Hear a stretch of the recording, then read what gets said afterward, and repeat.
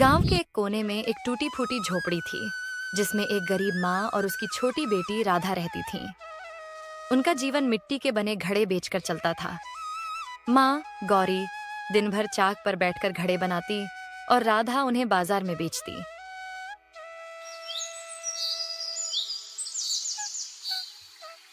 एक दिन सुबह राधा माँ के पास आई। माँ, आज कितने घड़े बन गए? बेटी, आज 10 घड़े तैयार किए हैं। अगर ये भी बिक गए तो कल गेहूं और थोड़ी दाल ले आएंगे। राधा खुशी से उछल पड़ी। वह माँ के हाथ के बने घड़े अपने टोकरे में रखकर गांव की ओर चल पड़ी। घड़े ले लो, मजबूत और सुंदर मिट्टी के घड़े। दिन भर मेहनत करने के बाद राधा ने 8 घड़े बेच दिए। 2 अभी भी टोकरी में थे। शाम को जब वह लौटी, माँ खांसते हुए दरवाजे पर बैठी थी। उसका चेहरा पीला और थका हुआ लग रहा था। माँ, तबीयत कैसी है? तुम तो बहुत कमजोर लग रही हो। बुखार है बेटी, शायद थकावट भी है। तू खाना बना लेगी? राधा ने माँ को लेटाया और बचे पैसों से थोड़ा चावल, दाल और कुछ सब्जियां खरीदी। खुद ही चूल्हा जलाकर खाना बनाया। माँ, गरम दाल चावल तैयार है, चलो थोड़ा खा लो। तू खा ले, मुझे भूख नहीं है। नहीं माँ, हम दोनों खाएंगे।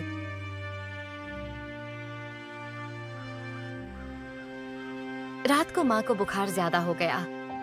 राधा ने माँ का सिर सहलाया और रोती रही।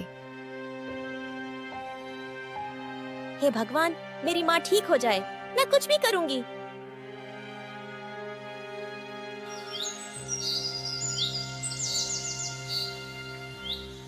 अगली सुबह राधा को समझ नहीं आ रहा था क्या करे।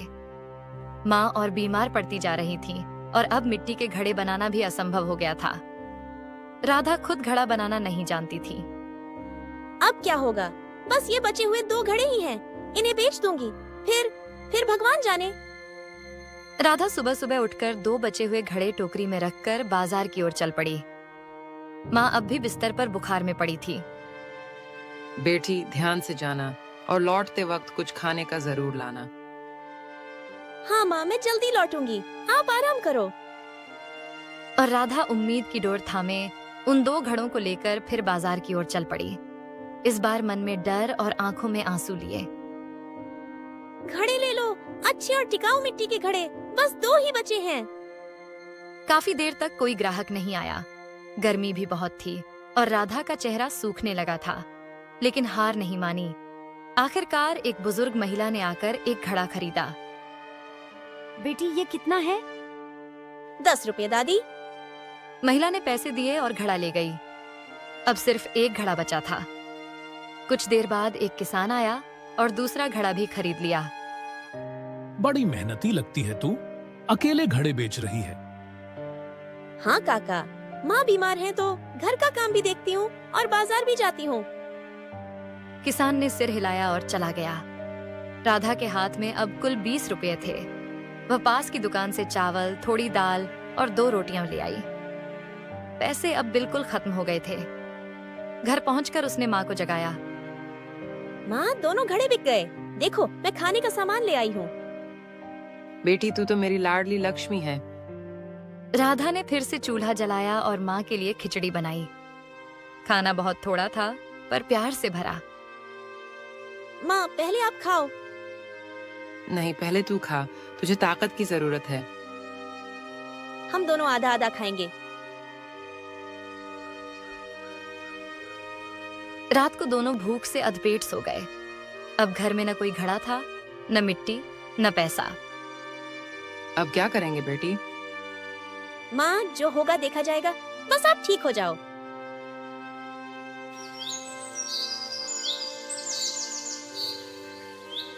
अगली सुबह राधा जल्दी उठ गई। माँ अब भी बुखार में तप रही थी और राधा उसकी हालत देखकर बहुत परेशान थी। घर में न खाने को कुछ बचा था, न ही मिट्टी के घड़े बनाने के लिए कोई सामान। माँ, अब क्या करें? न घर में कुछ बचा है, न बाहर कमाने लायक कुछ। बेटी, तू घड़ा बनाना सीख ले, मगर मैं तुझे सिखा भी नहीं पा रही हूँ। माँ, मैं कोशिश करूंगी, बस आप ठीक हो जाओ। गौरी ने जोर लगाकर उठने की कोशिश की, लेकिन शरीर ने उसका साथ नहीं दिया। राधा ने उनका सिर गोदी में रख लिया। शरीर अब साथ नहीं देता। लगता है भगवान की मर्जी यही है। ऐसा मत कहो माँ, कुछ तो रास्ता निकलेगा। दोपहर तक दोनों माँ बेटी चुपचाप बैठे रहे। भूख अब पेट के साथ दिल को भी चीर रही थी। तभी बाहर से किसी की आवाज देने की आवाज आई। कोई है क्या? कुछ खाने को दे दो, भूखा हूँ। राधा बाहर आई। सामने एक बूढ़ा भिखारी खड़ा था, जिसके कपड़े फटे हुए थे और चेहरा धूल से सना था। बाबा, हमारे पास तो खुद कुछ नहीं है, बस बची हुई एक सूखी रोटी है। बेटी वही दे दे, भगवान तुझे बहुत देगा। राधा अंदर गई, रोटी उठाई और उस बूढ़े को दे दी। बाबा ये लीजिए, हमारे पास बस यही बचा था। भिखारी ने रोटी खाई और फिर मुस्कुराकर बोला, बेटी, तू बहुत पुण्यात्मा है, खुद भूखी रहकर भी दूसरों को खिलाती है। मैं तुझे आशीर्वाद देता हूँ। अब तेरे घर में कभी खाने की कमी नहीं होगी। बस एक और पुण्य का काम करना पड़ेगा। और कौन सा पुण्य बाबा? जो वक्त आएगा समझ जाएगी। इतना कहकर वह बूढ़ा अचानक वहां से चला गया, जैसे हवा में उड़ गया हो। राधा उसे देखती रह गई। ये कौन था और कैसा आशीर्वाद था? गौरी ने राधा की बात सुनी और हल्की मुस्कान दी। शायद भगवान ने हमारी सुन ली बेटी।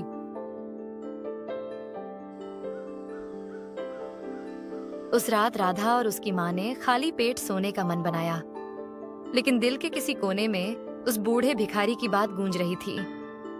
अब तेरे घर में कभी खाने की कमी नहीं होगी।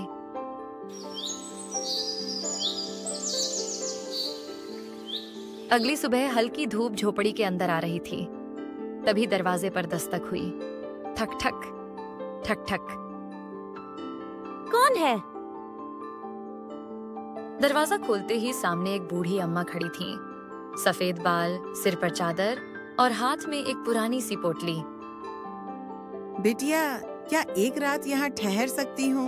मैं रास्ता भटक गई हूँ, थकी हूँ बहुत। हाँ अम्मा, आप हमारे यहाँ रह सकती हैं, लेकिन खाना नहीं है हमारे पास। बिटिया, मेहमान का स्वागत करने से बड़ा कोई पुण्य नहीं होता। तुमने पहले ही एक भूखे को रोटी खिलाई थी, अब मुझे छाया दे रही हो। भगवान तुम्हारा भला करेगा। राधा ने उन्हें भीतर बुलाया।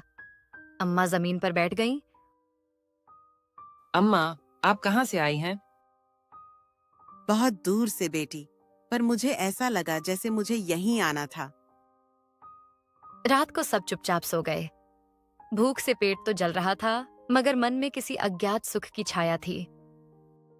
सुबह जब राधा उठी तो देखा कि अम्मा जा चुकी थीं। दरवाजा खुला था और उनके जाने का कोई निशान नहीं था, लेकिन झोपड़ी के कोने में एक चमकदार मिट्टी का घड़ा रखा था, वैसा घड़ा जो उन्होंने कभी नहीं देखा था। माँ देखो ये घड़ा, ये पहले यहाँ नहीं था ना? नहीं, ये तो कोई देवी जैसी चीज लगती है। ये घड़ा अम्मा छोड़ गई होंगी। क्या इसमें कुछ है? राधा ने घड़े को हिलाया, मगर वो सामान्य घड़ों की तरह भारी नहीं था। फिर भी उसमें एक अजीब सी चमक थी। माँ, ये कोई साधारण घड़ा नहीं है, लगता है कुछ चमत्कार होने वाला है। राधा और उसकी माँ घड़े को ध्यान से देख रही थीं। वह घड़ा देखने में बिल्कुल साधारण मिट्टी का बना हुआ था, लेकिन उसमें कुछ खास था। एक हल्की रोशनी उस पर फैल रही थी। माँ, अम्मा ने ही ये घड़ा हमें दिया होगा, पर क्यों? कौन जाने बेटी, शायद उसी पुण्य का फल है जो उस भिखारी को रोटी खिलाकर मिला था। राधा ने घड़े को धीरे से हाथ लगाया। तभी बोलो, आज क्या खाना है? राधा और गौरी दोनों चौंक गईं। उनके चेहरे पर भय और आश्चर्य की लहर दौड़ गई। माँ, आपने सुना? घड़ा बोल रहा था। मैंने भी सुना बेटी, ये घड़ा सचमुच चमत्कारी है। राधा हिम्मत जुटाकर फिर से बोली। दाल चावल? तुरंत घड़े के पास 2 प्लेटें प्रकट हुईं, गर्मा गर्म दाल चावल से भरी हुई। माँ देखो, सच में दाल चावल है।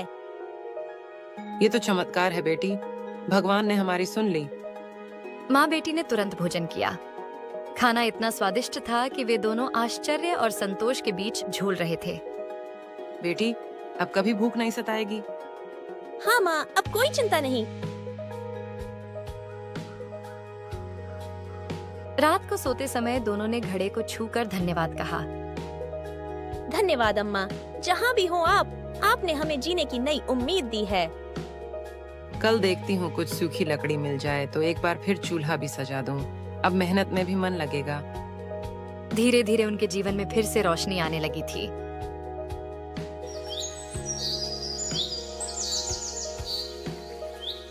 अब हर सुबह राधा घड़े को हल्के से छूती और वह अपनी मधुर आवाज में पूछता, बोलो, आज क्या खाना है? इडली और सांभर।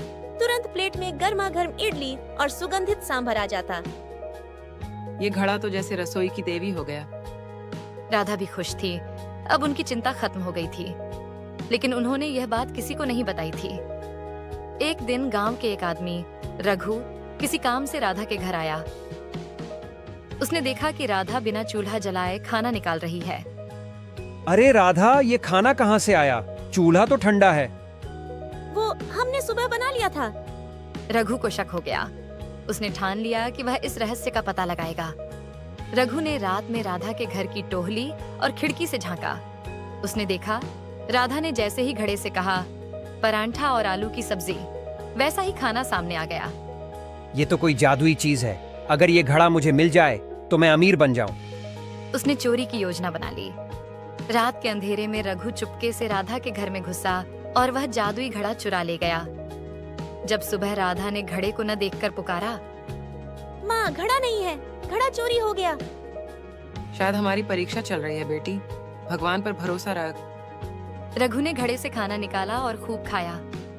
रात को सोया तो सपना आया। वही बुजुर्ग अम्मा दिखी।